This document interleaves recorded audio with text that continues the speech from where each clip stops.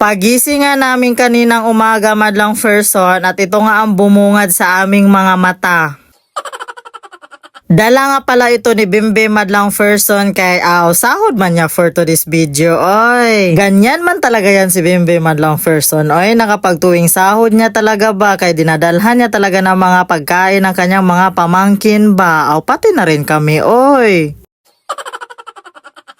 Pagkatapos nga din pala namin kumain at saka pinaliguan ko na rin yung dalawang junakis ko madlang person, ito ay aalis na naman ang pamilya, oy. Dahil may pupuntahan kasi kaming importante for to this video madlang person ba at saka medyo late na din pala kami niyan ba kasi anong oras na rin kasi nakarating si Victor niyan ba. Dito lang pala kami pupunta sa barangay hall namin madlang person kay ipapabarangay ko man itong si Victor ba, charot.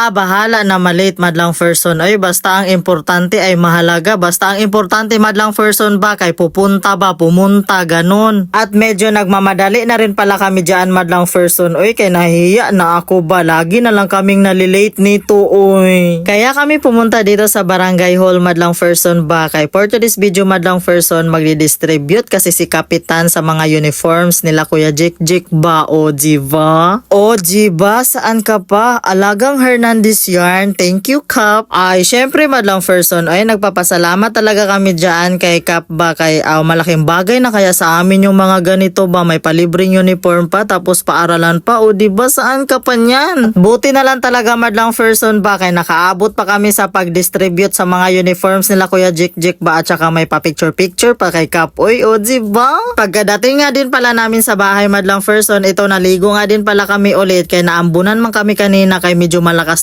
din kaya ang ambon-ambon kanina ba. At naghugas din pala ako ng pinggan dyan madlang person. Kung may napansin kayo dyan sa mga baba na mga timba-timba at saka tupperware, may tulo yung bubong namin madlang person. Ay! Ito nga madlang person, nagluto-luto nga pala ako dyan ng pamerienda ba. Kikiam-kikiam muna madlang person. Ay!